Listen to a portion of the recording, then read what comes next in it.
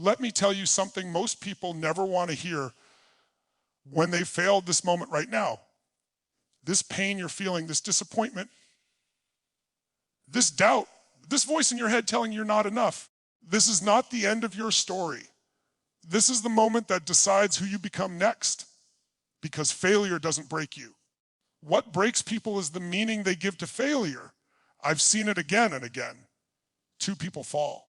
One stays down, tells themselves it's over, that they're done, that they've been exposed.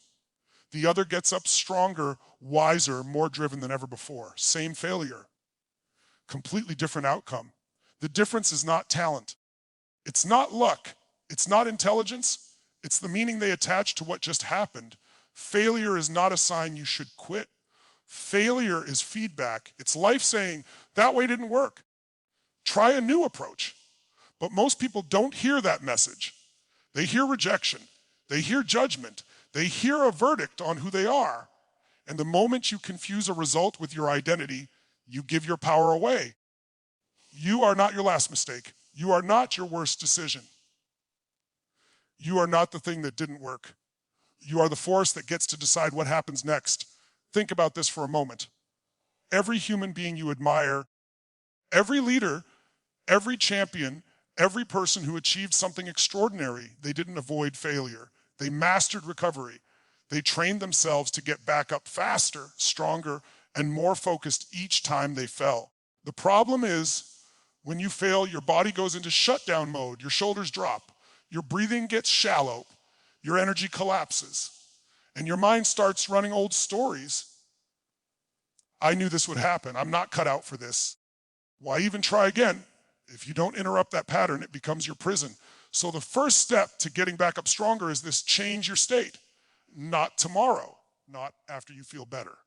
Now, stand up, change your posture, take a deep breath. Because when you change your body, you change your mind. Strength is not a thought.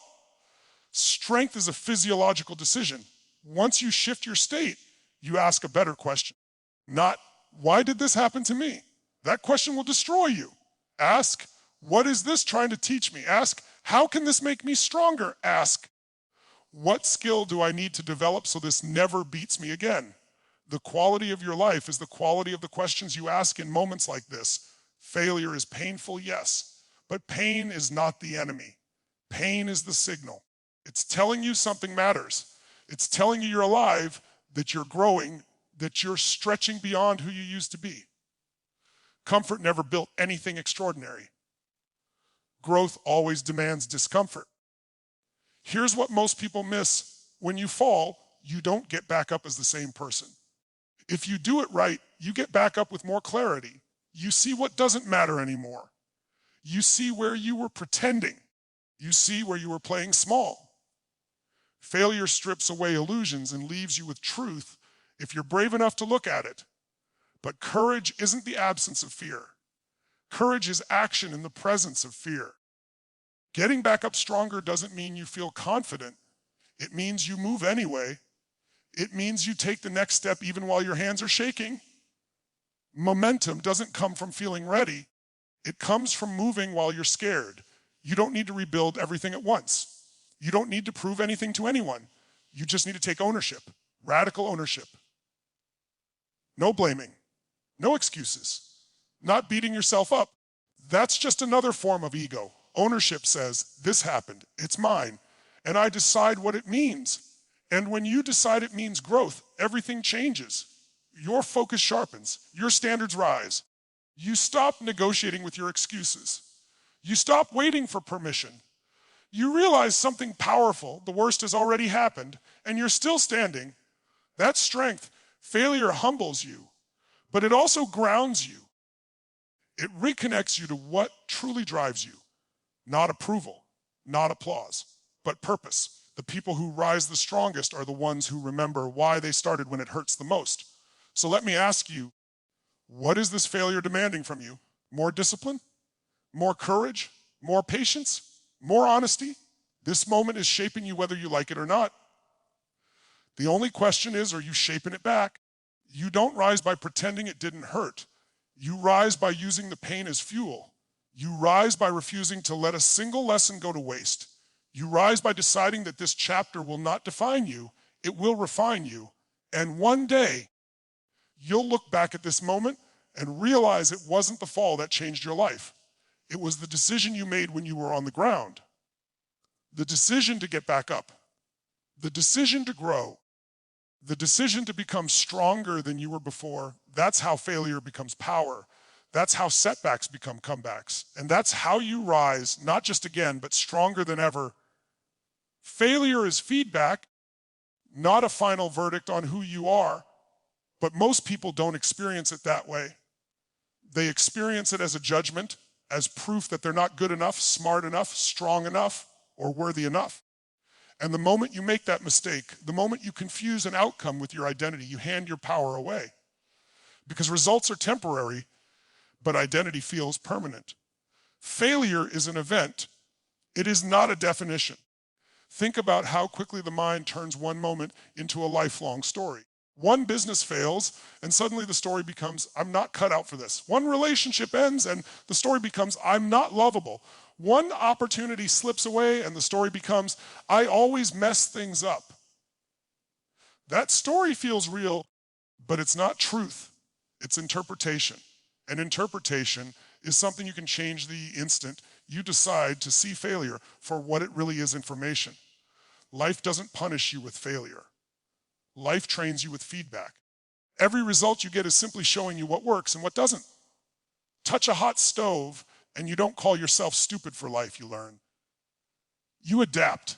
You never do it the same way again. But when it comes to emotional failure, financial failure, personal failure, people stop learning and start labeling themselves. That's where growth stops. If failure were a verdict, no human being would ever succeed. Every person you admire failed more times than most people even tried. The only difference is they didn't personalize the failure. They didn't let it define their worth. They treated it like a coach, sometimes a brutal one, pointing directly at the weaknesses that needed to be strengthened. Feedback shows you where your strategy was weak, where your preparation was incomplete, where your standards slipped, where your focus drifted. It exposes blind spots you could never see while things were comfortable. Comfort hides flaws. Failure reveals them. And what you reveal, you can improve. Most people are afraid of feedback because it hurts the ego. The ego wants to be right. The ego wants to be seen as capable.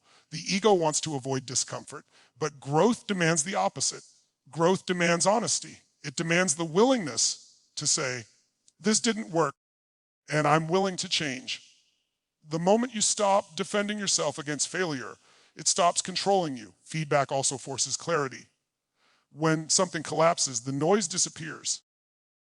You suddenly see what mattered and what didn't. You see where you were chasing approval instead of purpose. You see where you were busy instead of effective. You see where you were reacting instead of leading. Failure strips life down to what's essential, and that clarity is priceless. The danger isn't failing. The danger is ignoring the message. When people repeat the same mistakes, it's not because they failed once. It's because they refuse to learn. Feedback and learn becomes pain repeated. Feedback applied becomes power. When you truly understand that failure is feedback, your emotional response changes. Instead of shame, there's curiosity. Instead of self-attack, there's analysis. Instead of paralysis, there's movement. You stop asking, what's wrong with me? And start asking, what specifically needs to change? That shift alone can alter the trajectory of your entire life. Feedback also builds resilience. When you stop seeing failure as a threat to your identity, you stop being afraid to try again. You stop playing small. You stop needing guarantees. You realize you can handle more than you thought because you already handled the fall. The fear of failure loses its grip when failure no longer defines you. Every setback carries data, emotional data, strategic data, personal data. It tells you how you respond under pressure. It shows you whether you retreat or rise. It reveals whether you depend on motivation or discipline. Those insights are only available after things don't go as planned. If you use feedback correctly, you don't just recover, you recalibrate. You upgrade your standards. You tighten your habits. You refine your skills. You develop patience where there was impulsiveness, courage where there was avoidance, humility where there was ego. Failure becomes the forge where strength is shaped. The strongest people are not those who never fall. They are the ones who fall, extract the lesson, adjust their approach, and step back in with more awareness than before. They don't waste the pain. They don't romanticize it either. They use it. When failure stops being a verdict, it stops being heavy. It becomes neutral. It becomes useful. It becomes something you can work with instead of something you run from. And the moment that shift happens, you're no longer at the mercy of outcomes. You're in command of growth. Feedback means there is another move. It means the game is still on. It means there is something to refine, something to strengthen, something to master. And as long as there is feedback, there is opportunity to rise wiser, sharper, and more grounded than before, with a clearer understanding of what must change, what must improve, what must be rebuilt, and what must be left behind. You don't get back up stronger by feeling confident. You get stronger by taking action despite fear. And this is where most people get trapped. They're waiting for the fear to disappear. They're waiting to feel ready, certain, motivated, or sure of themselves. But confidence is not the prerequisite for action. Confidence is the reward of action taken when fear is present. Fear shows up the moment something matters. If you didn't care, you wouldn't be afraid. Fear is not proof that you're weak. It's proof that you're standing at the edge of growth. But the mind interprets fear as danger, as a warning to stop, to retreat, to protect yourself. And if you obey that signal every time, your world gets smaller and smaller. After failure, fear gets louder. It reminds you of the pain. It replays the moment you fell. It says, what if it happens again?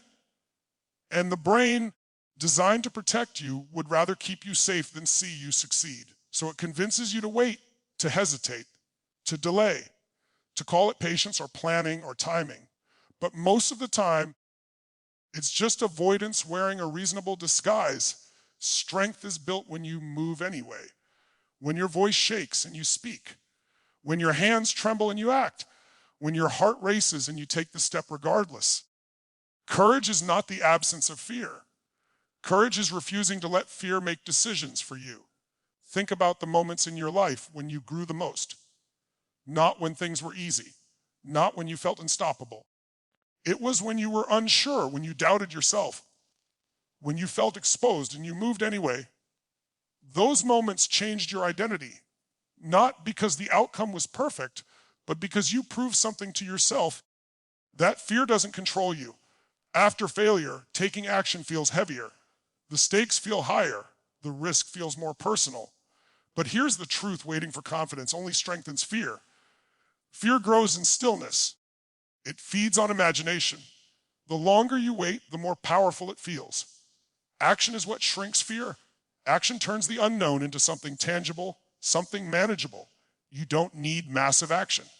You need decisive action. One call, one conversation, one attempt, one disciplined step forward. Momentum doesn't come from giant leaps. It comes from consistent movement in the presence of discomfort. When you act despite fear, something profound happens. Your nervous system learns a new pattern. It learns that fear is survivable, that discomfort doesn't equal danger, that you can feel afraid and still function. That rewiring builds emotional strength. That's real confidence. Not bravado, not pretending, but grounded self-trust. Fear also reveals where your growth edge is. If something scares you, it's usually because it's stretching you beyond who you've been. Running from that fear keeps you stuck in an old identity. Walking into it forces you to expand. That expansion is uncomfortable, but it's also empowering. People who get back up stronger don't eliminate fear. They change their relationship with it. Fear becomes a signal, not a stop sign, a signal that says, pay attention, be present, prepare, then move. Fear sharpens focus when it's not allowed to dominate. Failure often bruises pride. It makes you self-conscious. It makes you overly aware of how you might look if you fail again. That's ego talking. Strength doesn't come from protecting your image. It comes from honoring your values. When your values are stronger than your fear of embarrassment, action becomes possible.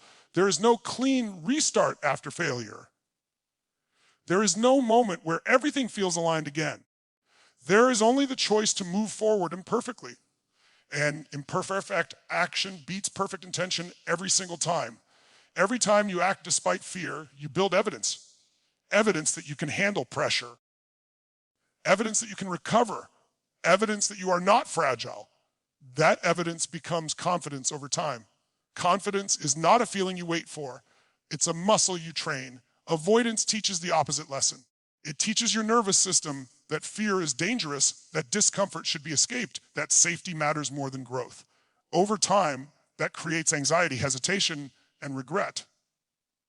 Action teaches resilience. It teaches adaptability. It teaches self-respect. Getting back up stronger doesn't mean charging blindly. It means acting with awareness, but not paralysis. It means adjusting your strategy without abandoning your standards. It means learning from what failed, then stepping back in before fear convinces you to quit entirely. Fear will always offer you a deal: stay small and feel safe, or risk discomfort and grow. Growth always costs comfort. Strength always costs certainty. But weakness costs something too. It costs potential, fulfillment, and self-trust.